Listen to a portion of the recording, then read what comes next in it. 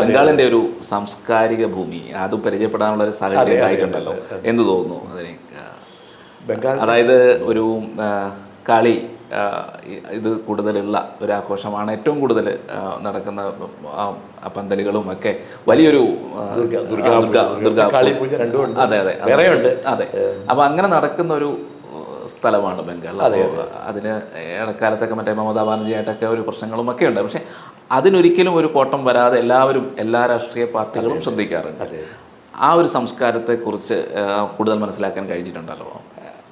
ബംഗാളിൻ്റെ പ്രത്യേകിച്ച് നമ്മുടെ കേരളം പോലെ തന്നെ ഇടയ്ക്കുള്ള സ്ഥലങ്ങളിലൊന്നും ഇല്ലാത്ത പോലെ ദേവി ആരാധന വളരെ കൂടുതലാണ്. പിന്നെ വേറെ പല കാര്യങ്ങളും ഉണ്ട്. കേരളത്തിൽ കഴിഞ്ഞാൽ പിന്നെ ബംഗാളിലേ ഉള്ളൂ. ഇപ്പം നമ്മുടെ അരിയാഹാരം തന്നെ നമ്മൾ കഴിക്കുന്ന പുഴുക്കല്ലരിയാണ്. കേരളം കഴിഞ്ഞാൽ പിന്നെ പുഴുക്കല്ലരി കഴിക്കുന്നത് ബംഗാളാണ്. അതെ, പുഴുക്കലരിയാണ്. അത് അങ്ങനെ പിന്നെ മത്സ്യം അതുണ്ട്. അവൻ ഒരുപാട് കാര്യങ്ങൾ ഞാൻ സമയമുണ്ട് നേരത്തെ, പക്ഷെ കാര്യമായ വ്യത്യാസങ്ങളുണ്ട്. അപ്പോൾ അതുപോലെ ഈ ദേവി ആരാധന ഇവിടുത്തെ പോലെ ഓരോ ഗ്രാമാന്തരങ്ങളിൽ ദേവിയുടെ പല രൂപഭാവങ്ങളിലുണ്ട്. അപ്പം ഈ ദുർഗാപൂജ അതാണ് ഏറ്റവും വലിയ അത് നമ്മുടെ നവരാത്രിയുടെ സമയത്ത്. അത് പിന്നെ കാളിപൂജയാണ് നമ്മുടെ ദീപാവലിയുടെ സമയത്ത്. പിന്നെ വേറെ സരസ്വതി പൂജയുണ്ട്. പിന്നെ വിശ്വകർമ്മ പൂജ. ഇങ്ങനെ 12 മാസത്തിൽ 13 പൂജ എന്ന് അവർ പറയും. അപ്പോൾ അത് ഒരു പൂജയുടെ കാലഘട്ടം തുടങ്ങുന്നത് ഓഗസ്റ്റ് തൊട്ടാണെന്ന് തോന്നുന്നു. ഏതാണ്ട് ഒരു ഫെബ്രുവരി ഒക്കെ വരെ. അതിനിടയിൽ സരസ്വതി പൂജയാണെന്ന് തോന്നുന്നു അവസാനത്തെ. അത് ഒത്തിരി പൂജ, ചില ലോക്കൽ ഇമ്പോർട്ടൻറ്റ് ജഗധാത്രി പൂജ എന്ന് പറയുന്നത് ഉത്തർ ജബ്ബീസ് ചില ഏരിയാസിൽ മാത്രമായിട്ടുണ്ടായിരുന്നു. അപ്പോൾ അങ്ങനെ ഒത്തിരി അവരുടെ സംസ്കാരമായിട്ട് ഇത് പിന്നെ എല്ലാ ഹിന്ദുക്കളും മാത്രമല്ല മുസ്ലിങ്ങളിൽ പോലും എൻ്റെ പരിചയമുള്ള സീനിയർ IPS ഓഫീസർ അദ്ദേഹം പറയുന്നത് എൻ്റെ അമ്മയൊക്കെ അവിടെ പോയി അവിടെ കാണിക്കുകയൊക്കെ ഇടാറുണ്ട്. അത് അവരുടെ എല്ലാ സംസ്കാരത്തിൻ്റെ ഭാഗമായിട്ടത് ഉണ്ടായിരുന്നു. അത് ഇപ്പോഴും ഉണ്ട്.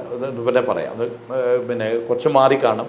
പക്ഷേ അപ്പോൾ ആ ഒരു പിന്നെ അതൊന്ന്. അപ്പോൾ അതിൻ്റെ പിന്നെ അതല്ലാതെ പക്ഷേ അതൊരു അതിൻ്റെ കൂടെ ഒരുപാട് അലങ്കാരങ്ങളും ശില്പകലയുടെയും അതുപോലെ എല്ലാം അവിടെ വരും. പിന്നെ കലാപരിപാടികൾ അതിൻ്റെ കൂടെ അവതരിപ്പിക്കപ്പെടും.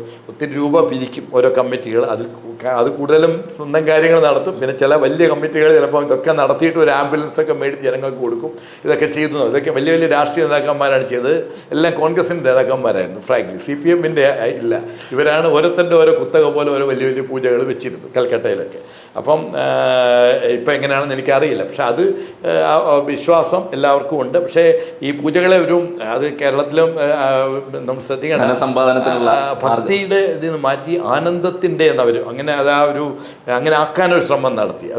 അത് ശരിയല്ല. ആനന്ദം, അതായത് ഭക്തി എന്ന് പറയുന്നത് എന്തോ ഒരു മോശമായ ആ ഒരു വ്യൂ അതങ്ങോട്ട് അംഗീകരിക്കാൻ പറ്റുന്നില്ല. അങ്ങനെ ഒരു ശ്രമം പല പക്ഷത്തു നിന്നൊന്നും ഉണ്ടായിരുന്നു. അതിപ്പോഴും ഉണ്ടോയെന്ന് അറിയില്ല. പക്ഷേ ശരിയായ ഭക്തിയും അവിടെ ഉണ്ട്.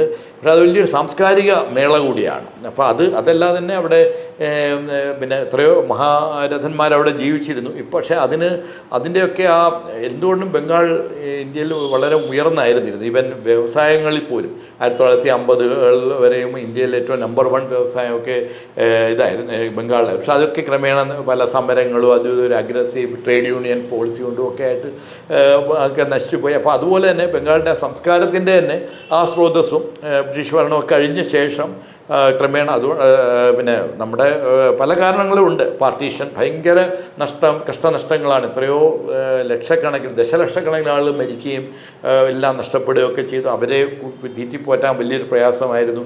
അപ്പോൾ അവരുടെ ഇടയിൽ നിന്നൊക്കെയാണ് ഇപ്പം ഇടതുപക്ഷത്തിൻ്റെ ശക്തി കിട്ടിയത്. ഇടതുപക്ഷമാണ് അവരെ ഓർഗനൈസ് ചെയ്തു എല്ലാം വന്നത് അഭയാർത്ഥികളുടെ ഇടയിൽ നിന്നൊക്കെ. പക്ഷെ അവർ ഒരുപാട് പേര് രക്ഷപ്പെട്ടു. എന്തെങ്കിലുമൊക്കെ കുറച്ചുകൂടെ സാമ്പത്തികമായിട്ട് ക്രമേണ മുമ്പോട്ട് വന്നു. ഇവിടുത്തെ ആളുകൾ അത്രയും നോർമൽ അവിടെ ബംഗാൾ നേരത്തെയുള്ളവരെക്കാൾ ഇവർ പുരോഗമിച്ചു എന്ന് പറയാം. പക്ഷേ വിഷയം കുറച്ച് മാറിപ്പോയി. പക്ഷേ എന്നാലും ഇവരുടെ ആ സാംസ്കാരികമായ ആ ഒരു ഇത് പിന്നെ എന്താണ് ആ നൈരന്തര്യം കുറേ നഷ്ടപ്പെട്ടു.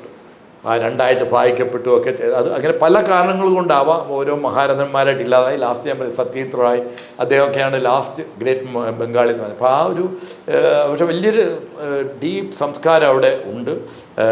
പിന്നെ അവരുടെ പിന്നെ പല സോഴ്സുകളിൽ നിന്ന് പല സ്ഥലങ്ങളിൽ നിന്ന് വന്നിട്ടുള്ള ആ ഇൻഫ്ലുവൻസും ഒക്കെ വെച്ച് ജയദേവൻ്റെ സമയം തൊട്ടും ഒക്കെ തന്നെ ഒരു വലിയൊരു സംസ്കാരമുണ്ട്. വളരെ പഴയതെന്ന് പറയാം. കേരളവും തമിഴ്നാടും ഒക്കെ ആ രീതിയിൽ പഴക്കമില്ലെങ്കിൽ പോലും പിന്നെ ഒരു 200-300 വർഷമായിട്ട് ഏറ്റവും മുമ്പിൽ ഇന്ത്യയിൽ വന്ന ഒരു സംസ്കാരമാണ്.